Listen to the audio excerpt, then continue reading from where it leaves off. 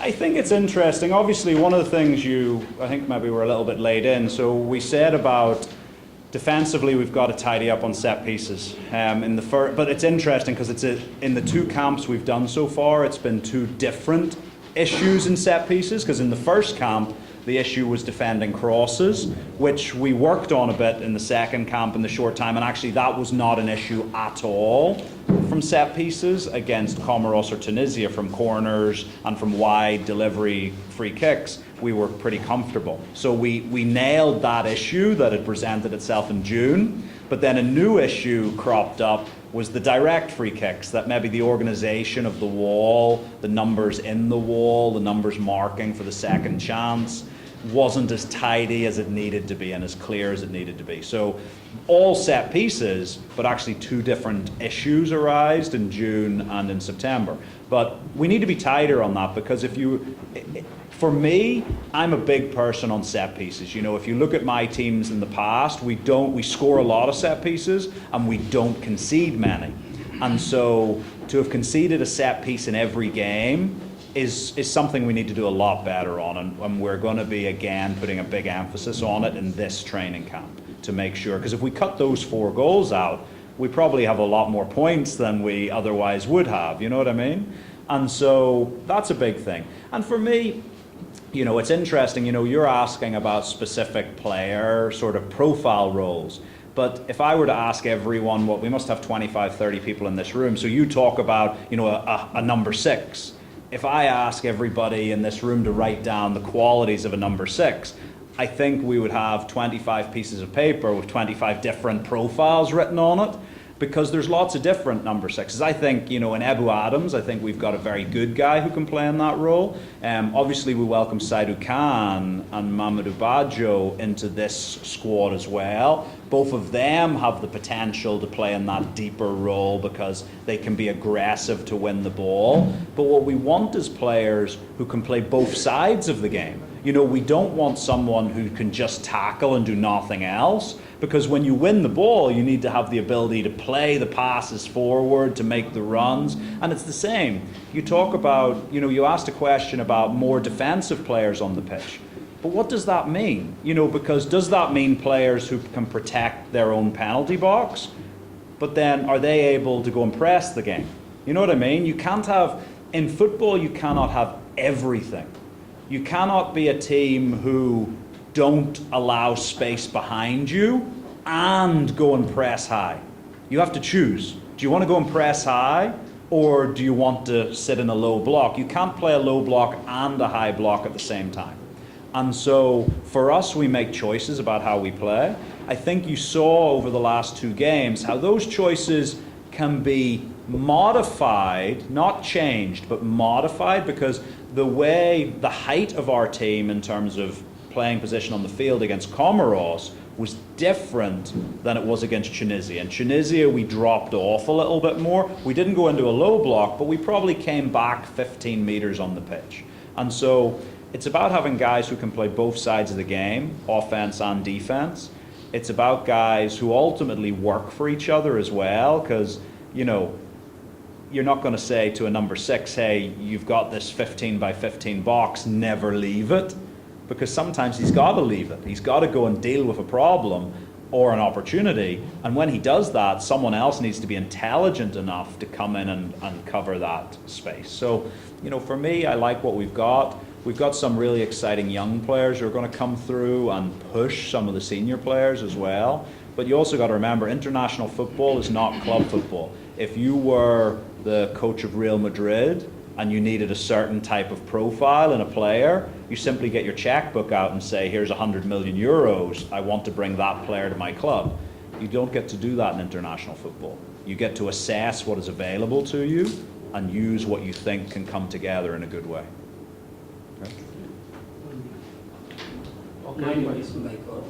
After Ibrahim Adabo, who was declared injured, was spotted playing 90 minutes for his club with a rating of 7.3. Later he called back to the national team that overlooked the normal number. If you can set more light on that for the general public to understand, as a coach, what overlooked that squad, and you called the list and you said some players are left behind due to injury.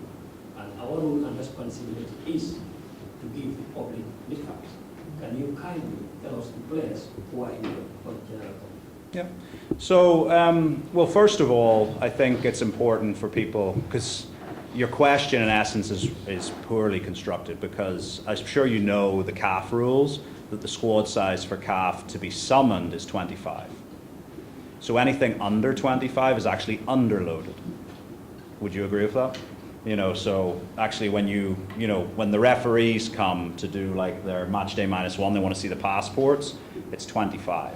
So you're allowed 25. On match day, you're allowed 23. But for a squad of available players, you're allowed 25. So anything under that is just us thinking, do we need 25, or do we want to spend the budget on something else? Maybe we want to stay, have a better training ground, so we invite 23 or 24 instead of 25. That's decisions that we make. So we've never had an overloaded squad. In essence, we always underload it a little bit, which gives us flexibility when something changes to make decisions. Now, you asked specifically about Ibrahima Darboe. So leading into the last camp, if you looked at, they played on Tuesday and then they played on Saturday. So on the Tuesday, so you mentioned the game he played on the Saturday, but you didn't mention the game he played 5 days before, where he came out of the game after, was it 30 or 40 minutes, with a subluxated shoulder. So I don't know if you know what a subluxated shoulder is. It's not quite a dislocation. It's where your shoulder comes out of its socket, but in the moment, your ligaments sort of pull it back in. Yeah? So it's not a nice injury. It's pretty painful, but it's not a full dislocation. So on the Tuesday, Ibrahima subluxated his shoulder, and we got the information about that, and he was going for scans and discussing treatment options. He obviously didn't train for the 2 or 3 days, and we obviously then have to name a squad. So on the Wednesday, I think on the Thursday, in fact, we name a squad. Ibrahima had subluxated his shoulder on the Tuesday. He did not train on the Wednesday or Thursday, and it looked like he was going to be out. He, however, did then attempt training on the Friday at the request of his club coach, heavily strapped, and he played and played well, even under a little bit of pain, on the Saturday for his club, Frosinone. Me and Ibrahima had a conversation, and I said, look, how does it feel? Do you think it's okay? And he was like, well, it's a little bit uncomfortable, but I didn't think I'd be able to play, even for his club, but I was able to play for 70 minutes. And so, yeah, as long as it's well strapped, it's okay. And so that made the decision easy for us. We'd given ourselves a little bit of flexibility in the squad, and we invited him to come. And then he came and, did quite well in the game. So for us, this is the stuff, and look, I don't expect people outside the room to see these things. This is information that as a coach, as a federation, we've got to deal with, because things change, you know what I mean? Somebody wakes up in the morning and has a bad illness. You didn't know that the day before, you do know it the next day. And you got to make decisions. So with Ibrahima, looked like he wasn't going to be ready. That changed pretty quickly. He was ready, he wanted to come, he came, he was a valuable part of the squad. You ask about this camp, who is out injured. So Hamza Barry, unfortunately, went for a scan on his hamstring yesterday. There's a little bit of blood showing on the scans. I spoke to him this morning. He's not going to be in his match day squad, or at least he maybe is on the bench tomorrow. But yeah, the hamstring's not in a great position. He needs to rest and recover. He's out. Alassane Diatta is a player that we would like to have in this squad. However, there's a couple of things with Alassane. You've seen he's been in and out of his team at Notts County recently. He suffered a pretty heavy concussion a few weeks ago, and it meant he's been out. He sort of came back a bit too early a couple of weeks ago, and then he was out again for 2 games, and then he played again 2 days ago and got the goal. Alassane, first of all, was his head, the concussion was a proper concussion. So a few weeks ago, the concussion, I'm pleased to say, has recovered. He's not getting headaches anymore. However, because he's not really played a lot in the last few weeks, you might have seen, and if you watched the game for Notts County, he came off of heavy cramp. And so again, Alassane and I had a good conversation where he just doesn't feel he's at 100%. and he would rather wait until he's 100% before he comes, which he knows is stepping up a level to play for the Scorpions. You know, it's a higher level than at Notts County. And so we decided this camp not quite yet because he's not 100%. I'm trying to think who other injury-wise there is. Just some players who are out who have been involved recently. Seni Sanyang is fit, but since the last camp hasn't played any minutes for his club side.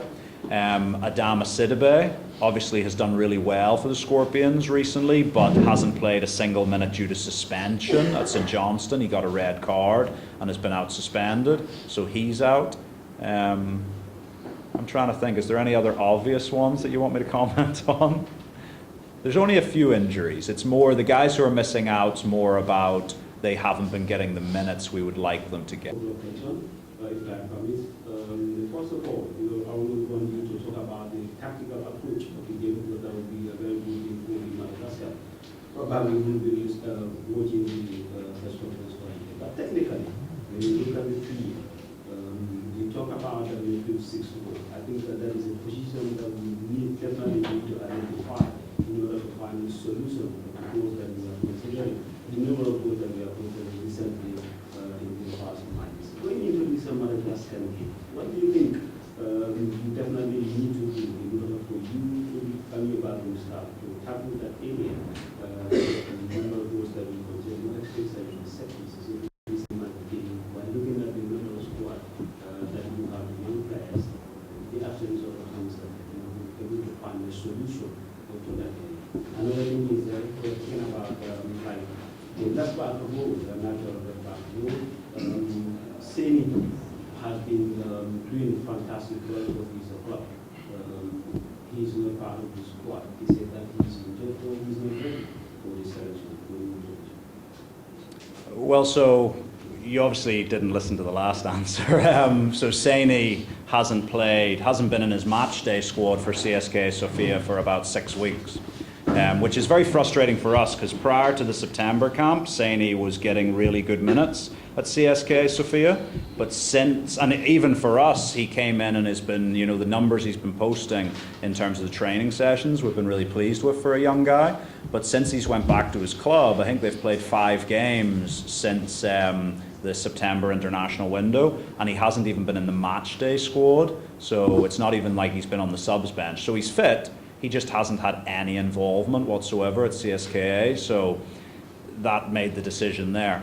In terms of, and look, I know how people like to put questions together, but you know, you sort of asked there, what are we going to do about the number 6 so we stop conceding set pieces? The number 6 is one of 11 people who helps us concede or not concede on set pieces. So, you know, the work's just got to be done on the training field with the goalkeepers, with the team to make sure we're well organised.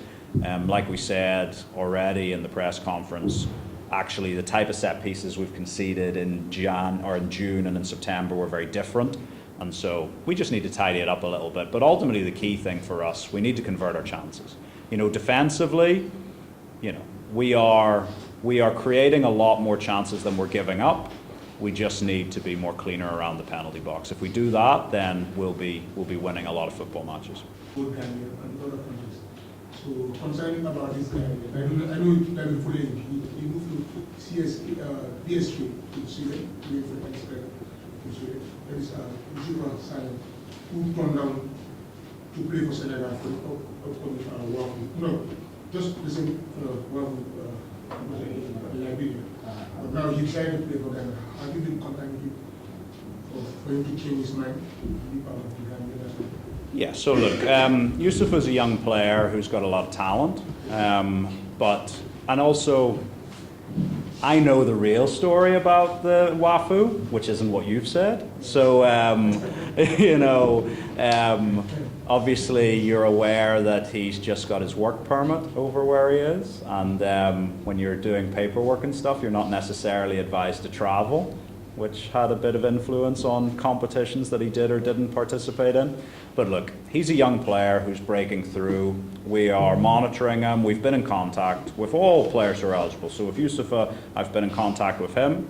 I'm not going to tell you what those conversations have been, but regardless, I would also suggest at this exact moment in time, he's not ready to play senior international football given just the experience he needs to gain. He's only just landed at his new club in Europe, yeah? And so now he has a lot of quality to him, as do many players. It's the same, you watch the U20s playing in the WAFU recently, there's kids in there who have a lot of quality to them. But are they ready to step up and play for the senior national team? Not everybody who has quality and has a good 90 minutes or gets a good transfer is ready to immediately be parachuted into the national team. So Yusuf is a player who we've been in contact with and we're monitoring him, and we'll see what the future holds for him. He's a kid who has decisions to make, and yeah, we'll see what those decisions are as we move forward. Now we take 2 more questions and we close the press conference. Just me, who is disappointed that we're not scoring more goals. The players themselves are disappointed because, you know, at club level, some of our players are in hot form at club level. But look, I said this earlier in the press conference, I'm really pleased that the game is on Friday. Last time when we play on Wednesday, that connection just doesn't quite develop as much. You know what I mean? It's a bit like, and I know you guys might say, oh, but you know, Musa Barrow and Ali Sow have known each other played together for 10 years. But it's a little bit like, say you owned a car 5 years ago, yeah? And you haven't driven it for 5 years, and you've been driving a completely different type of car. Or maybe you've been driving a left-hand drive car for 5 years, and all of a sudden you get back into a right-hand drive car. On day 1 and day 2, it feels strange, not so? It's like, oh, I need to get used to this again. It's the same thing when you come back to your national team, because you got to remember, every day in training, you know, Musa's training with his players in his club in Saudi, Ali's training with his players in Turkey, you know, Aliu in Italy, so they get used to all those movements and just the rhythm of the game. And then they come back together, and for the last camp, for example, leading into Comoros, they had one 55-minute training session to try to get used to driving the car again, yeah? And so you can understand why it's not maybe at 100%. And so for us, we're really pleased that the game's a bit later in the window. For me, I think all international games should be at their earliest on the Friday. I think playing an international match on a Wednesday is harmful to African football because we want our teams to go and play well at AFCON and World Cups, but the European teams don't play on a Wednesday. You don't see England or Spain being asked to play on the Wednesday after 1 day's training. They always play on the Friday, the Saturday, and then again on the Tuesday. Whereas for us, we're being asked to play on a Wednesday and then a Sunday, which means in the entire training camp, we had 3 training sessions. So this time we're going to have more. So we expect the connection between the players to be better against Madagascar, and we expect to be able to use that car analogy to really accelerate. Okay? You ask about test games. The nature of international football now is changing. If you can tell me, if you look at the FIFA calendar for the next 2 years, the only window that doesn't have competitive games in it at this moment in time is next June. Because we have games in October, no space for friendlies. November, no space for friendlies. March, no space for friendlies. Yes, June, there's nothing fixed because they had to move AFCON. Okay? But FIFA also, because they've got their Club World Cup going on, they might say, hey, you're not allowed to play internationals in June. We don't know yet.